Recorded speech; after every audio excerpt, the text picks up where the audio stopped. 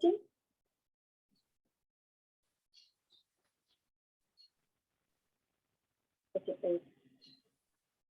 Eu posso iniciar? Pode.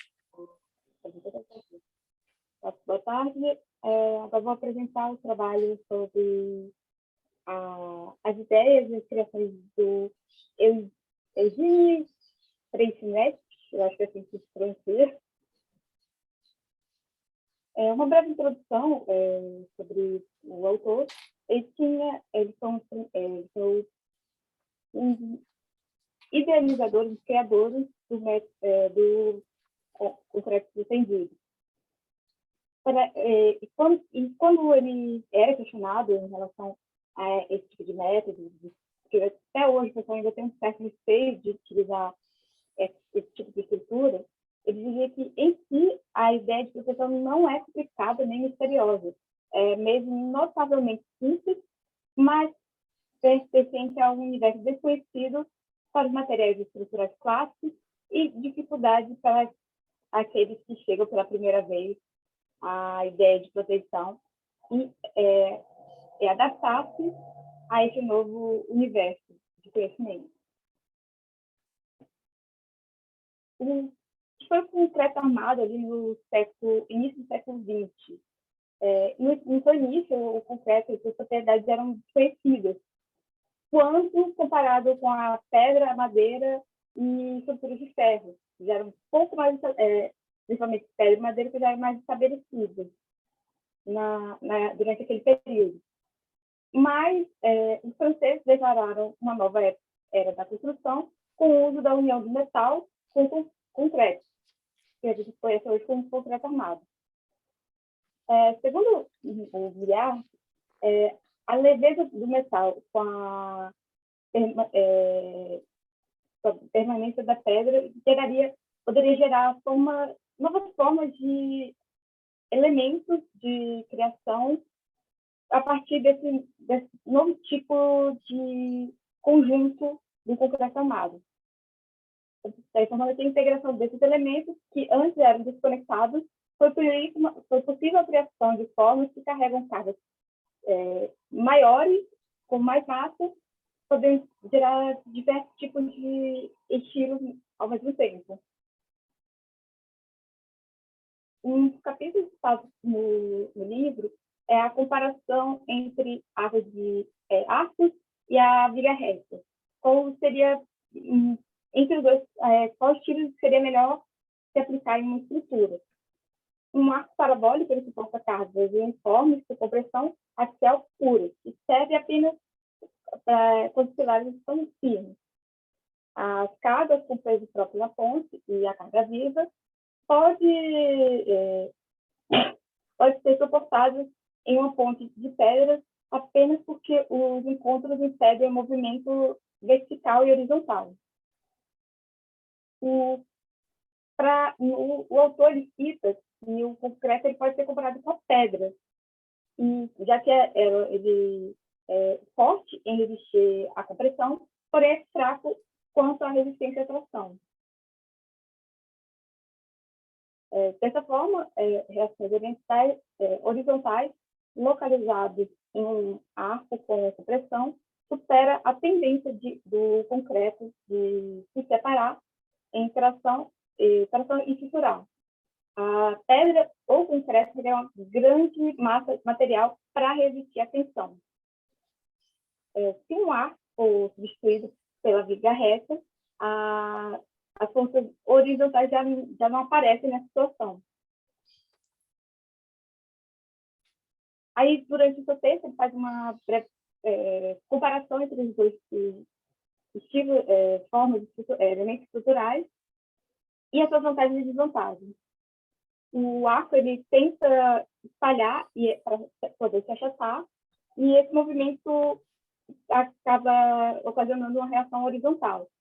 A viga reta ela apenas fica em cima dos pilares, apoiada em cima, colocada em cima dos pilares, e serve apenas para impedir o movimento vertical.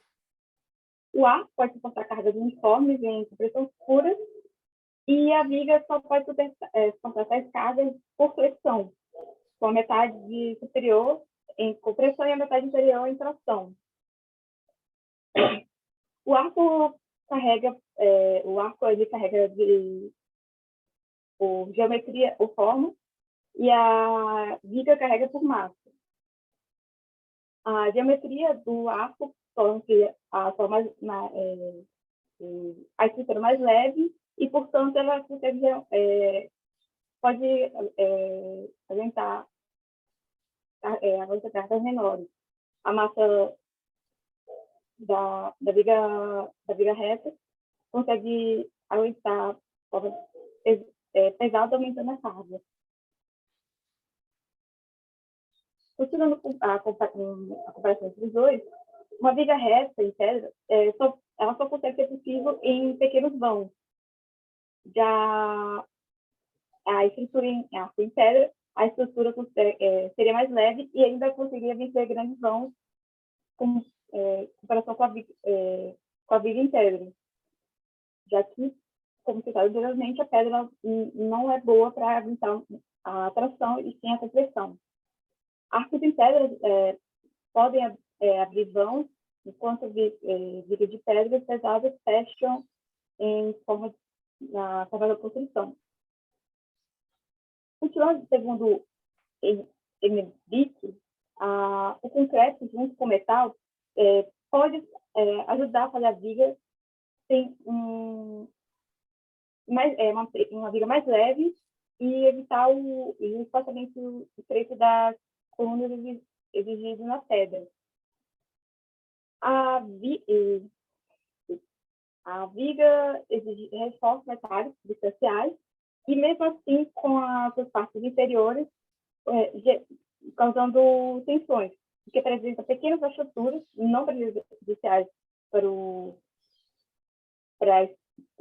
a viga, mas lembrando que, em grande parte do concreto, era apenas usado para proteger o metal, que a gente tem na norma atualmente, que é o cobrimento de concreto, para proteger o metal de corrosão e para não chegar até não carregar carga.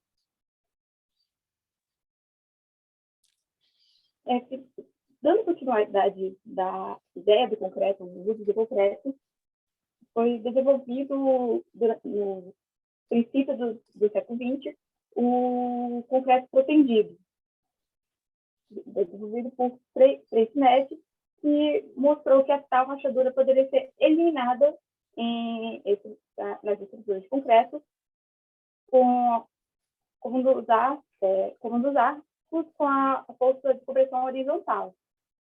Essa compressão não veio das reações de Pilar, que resiste a tendência do arco a achatar e se espalhar, mas sim das forças colocadas artificialmente, seja por macacos diretamente contra a estrutura, ou mais comumente por cabos de alta resistência. Uma viga de concreto moldada por um furo em cada ponta, em uma forma de perfil curvo. Um cabo encaixado nesse furo e é esticado e ancorado em cada extremidade. Esse cabo sobre a viga é colocado sob uma alta compressão. Além disso, o cabo curvo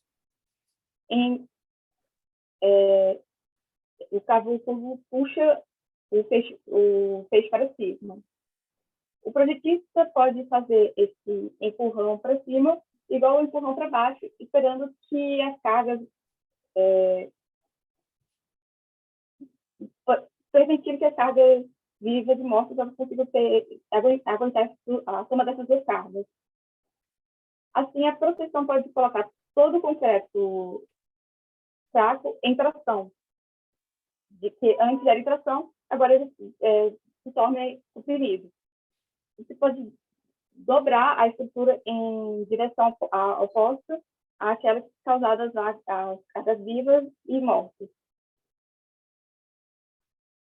Dando ao concreto pretendido, devido a esse controle de forças de tração e compressão, tornou-se possível a utilização do aço de altíssima resistência podendo ser 5 vezes mais resistentes que o que era utilizado em um concreto armado comum. Aí, durante o texto, ele faz a pequena comparação que o concreto armado, o aço dele é ligado ao concreto. E, portanto, quando os materiais maiores sofrem as tensões do aço, o concreto em volta ele começa a ter reação de pequenas fissuras. Já no concreto protegido, com o cabo de aço ancorado nas pontas, gerando uma viga comprimida, o aço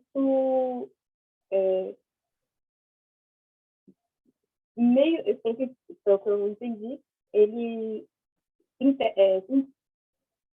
acaba se integrando ao concreto e fazendo que, evitando que esse concreto apareça essas fissuras em comparação ao concreto armado. O concreto, as vantagens citadas no material sobre o uso do concreto protendido, a quantidade de aço pode ser reduzida drasticamente, o que, por sua vez, significa redução de quantidade de concreto necessária para proteção da corrosão, com menos concreto necessário para a cobertura do aço, menos concreto, a viga fica mais leve e com isso a estrutura acaba se tornando muito mais barata. Os materiais que antes não combinavam de uma maneira que levava ambos os componentes a novos limites.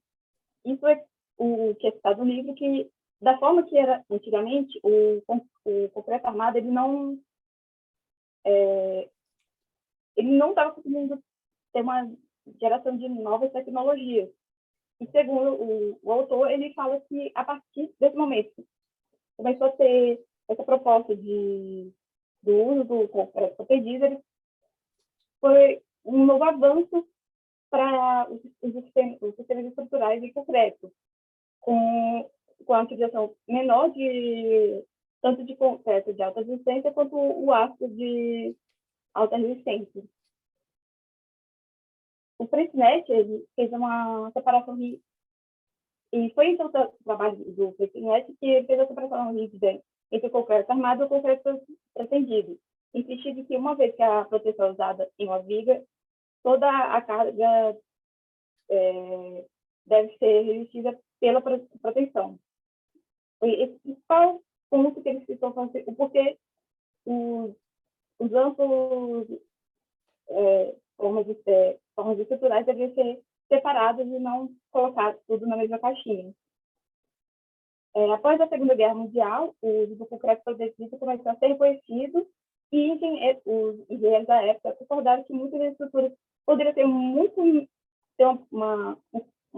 projeto muito melhor se utilizasse a carga, transportasse a carga parcialmente com proteção e parcialmente com reforço. Porém, mesmo com esse conhecimento dos engenheiros da época para o uso do concreto protegido, ocorreram várias diferenças quanto à ideia criada pelo Freycinet para o uso dessa forma estrutural. Para o Freycinet, ele necessariamente estreitou seu foco no concreto, com o material. Ele afirmava que o concreto ele deveria ser sempre, grande parte do tempo, o seu foco deveria estar em compressão. Ele sempre acreditou ter uma imagem mais clara do que o concreto comprimido realmente funcionava, e com essa imagem era absolutamente essencial para a criação das suas ideias. Quem foi o Eugene Freycinet, a pessoa que desenvolveu o método do concreto protendido? Bem, ele viveu durante a Segunda Guerra Mundial e ele passou pelo grande boom de construções que teve do pós-guerra, a recuperação e a aplicação, a construção de novas construções que aconteceu da pós-devastação.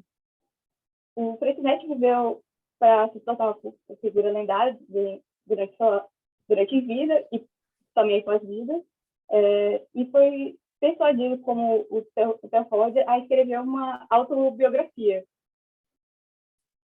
E já em sua autobiografia, ele já começa a descrever que o seu nascimento foi em 1879, no Planalto de Correzê, no leste de Bordeaux, não sei se a pronúncia está correta, para ele, sua terra natal foi o seu maior patrimônio. E ele viveu com essa nostalgia durante boa parte de sua vida. Quando a sua família ela se mudou para a capital francesa no meados de 1880, ele é profundamente descontente com a capital francesa, tanto que ele comumente chamava o local de Abominável Paris. Recentemente, talvez. Com esse pensamento, vê a reação do Freixenet, a enorme pompa esponjada de Paris na pré-Primeira Guerra Mundial. Ele não viu o Paris como um centro grande e de estimular a arte, o conhecimento da arte e da filosofia, da poesia, como muitas pessoas até hoje veem a França como isso, Paris, a cidade de Paris como isso. Mas, segundo ele, o próprio povo não era artista, pelo sentido arte pela arte, mas sim artesãos universais. Em 1898, a École Polytechnique rejeitou Freixenet, como tinha feito meio século antes com Eiffel. Porém, diferente do que o Eiffel ele fez, ele resolveu tentar novamente a universidade, a Politécnica, e logo depois foi demitido. Quando ele se formou, logo depois que ele se formou, ele conseguiu ser aceito na École des Ponts, que não vou tentar. Aqui, pela primeira vez, ele conseguiu se encontrar, conseguiu se unir à sua paixão pela construção e ainda conseguiu coincidir com os ideais dos professores que ele teve durante seus estudos, na época de estudos. E foi nesse momento que as ideias que ele tinha em relação à propensão começaram a surgir. E a entranhar também no seu trabalho durante o que seria para o resto da sua vida, seu principal trabalho. Tá. Agora, com as origens do concreto pretendido, já tendo conhecimento de onde o Freixenet começou a ter as ideias, logo depois que ele finalizou esse curso, ele foi ter seus primeiros trabalhos numa localização do deserto do centro-sul da França, onde ele foi forçado pelas condições locais a buscar a simplificação das formas e a economia dos meios, entregado como engenheiro do departamento de rodovias, começou uma série de pequenas pontes, E para ele foi uma grande satisfação encontrar soluções e problemas de restrições rigorosas. Como toda atividade de Freixenet veio diretamente de condições que exigiam um certo controle financeiro e de materiais, por falta de acessibilidade local, de que ter um certo controle de toda a situação. Ele falou que sua experiência formativa naquela região pobre e especialmente sobre o seu projeto na ponte Le Verdru. Durante esse período, 3 pontes suspensas no rio Allier precisavam ser substituídas. E o departamento de rodovia já tinha feito um projeto, inicialmente para a ponte Le Verdru, tendo resultado de um pedido de orçamento muito alto. principalmente que eles planejavam, nessa época, utilizar uma estrutura em pedra para poder sustentar, para fazer toda a estrutura. E, segundo o que material... eu disse que deu cerca de 610 mil francos, se eu estiver correto, do nome da moeda da época. E esse alto preço de uma estrutura daquele porte impossibilitaria a construção das outras construções necessárias no local. Freixnet, portanto, após de um estudo cuidadoso, propôs que ele poderia cumprir todas as três pontes dos projetos e ainda informou que ele tentaria diminuir o custo do preço da aplicação daquela ponte. E nisso ele conseguiu ter um ótimo êxito, já que ele conseguiu fazer o projeto e construir a ponte com um orçamento de cerca de 1/3 do valor original ao que tinha sido planejado.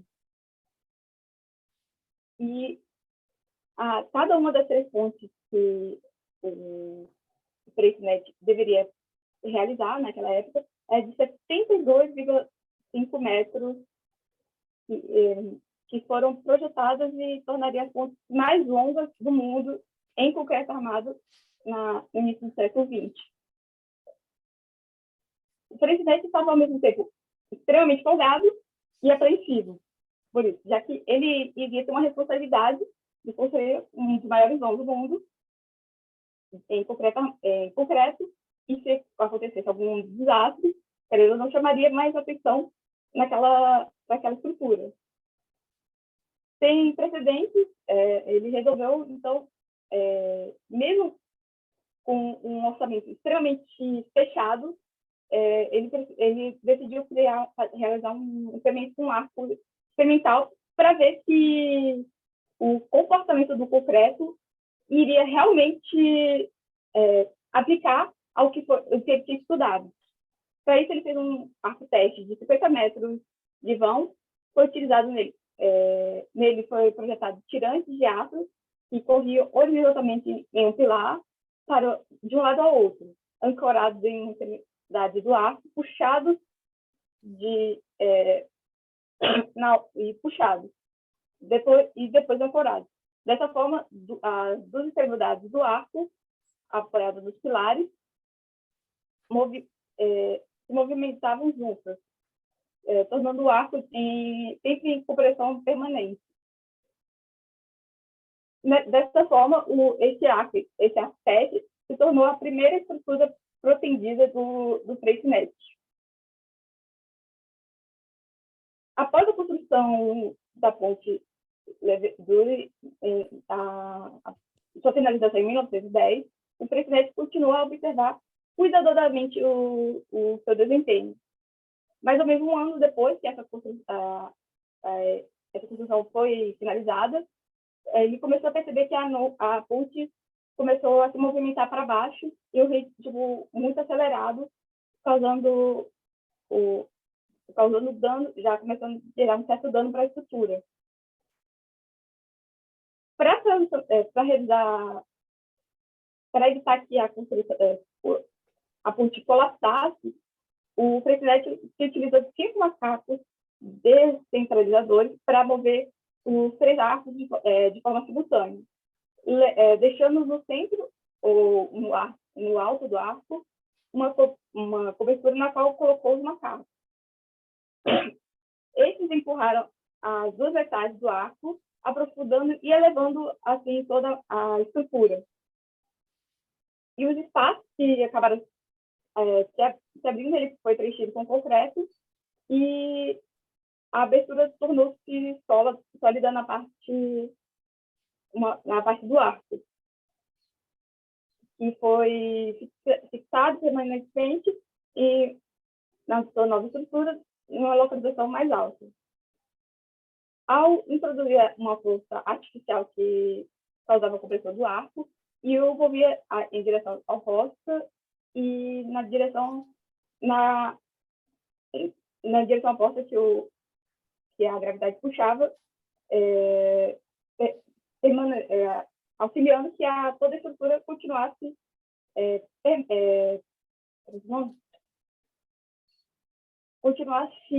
presa da forma permanente, da forma que ele tinha inicialmente planejado.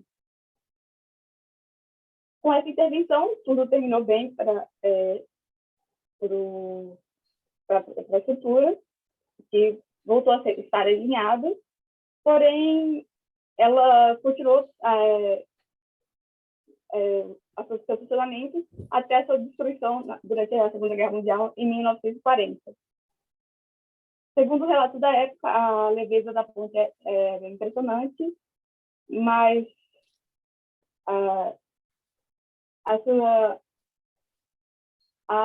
uma das coisas que mais foi relevante para o Freixenet é a sua história de quase falha, pois disso ele conseguiu levar o conhecimento que ele aplicou nessa ponte para o resto da vida. Em 1914, o Freixenet deixou o departamento de rodovias e ingressou na empresa de construção Claude Limousine, onde permaneceu ficou trabalhando lá até 1929. Durante esse período, ele projetou e construiu uma série de obras espetaculares que renderam fama internacional para ele. Dentre essas obras que ele citou, foi a ponte de arco de 2 verduras em Villeneuve-sur-Lot, iniciada em 1914, mas não concluída até em 1919. O arco de concreto sem dobradiça, sustentadas por um viaduto com arcadas revestidas em tijolo.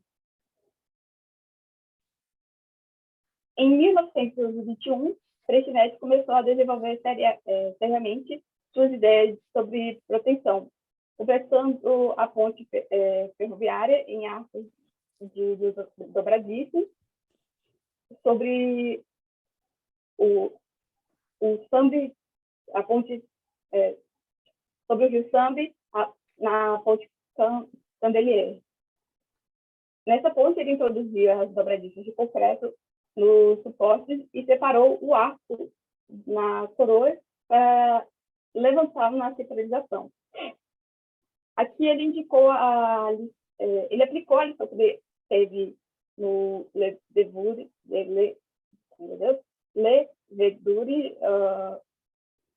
o plano de construção da ponte, que ele usaria o mesmo tipo de trabalho e melhoraria e para justamente evitar uma falha da estrutura futuramente. Em 1928, o Freixenet trabalhou com a maior ponte de arco, que é a travessia de 3 vãos do estuário Elorno, perto de Brest, pela cidade de Plougastel. Essa ponte foi concluída no ano de 1930, e uma diferença dessa estrutura em relação às outras é que o material dentro dos pilares do arco, a caixa é oca, deixando ainda a estrutura ainda mais leve,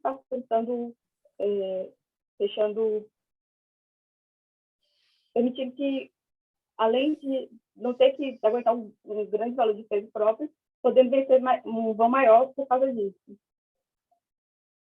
E por causa da grande escala de uma ponte como essa, o Freixenet estudou detalhadamente a fluência do concreto, e foi a partir desse estudo que ele conseguiu desenvolver e fixar as ideias gerais da proteção. Finalizadas essas ideias do projeto e conhecimento do concreto protegido, em 1928 ele patenteou essa ideia. O Freixenet conseguiu demonstrar o potencial da proteção novamente quando ele, em 1935, ele auxiliou na recuperação do terminal marítimo de haveres, de ler haveres. Nesse mesmo ano, ingressou na empresa de construção Campeão Bernard, e onde projetou e construiu várias estruturas protegidas antes, durante e depois da Segunda Guerra Mundial. A conclusão do trabalho do engenheiro, também das suas ideias em relação ao que é protegido, mesmo que ele não resolvesse, escolhesse dar continuidade durante sua vida na pesquisa de concreto protegido, o Freycinet ele seria ainda assim conhecido como um dos maiores engenheiros de concreto armado na primeira metade do século XX. E também ele, com o auxílio dessa nova tecnologia que ele pesquisou durante sua vida, a gente conseguiu ter cada vez mais um pouco de conhecimento e um embasamento para o uso de concreto protegido nas estruturas de ponte. E também ele,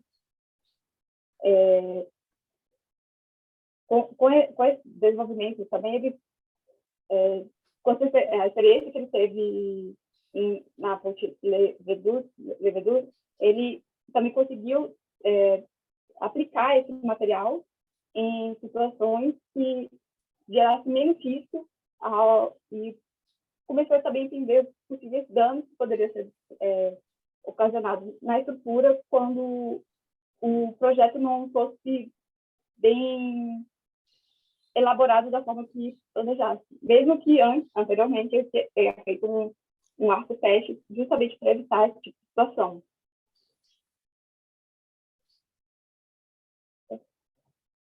Esse último slide. Concluiu? Espera aí.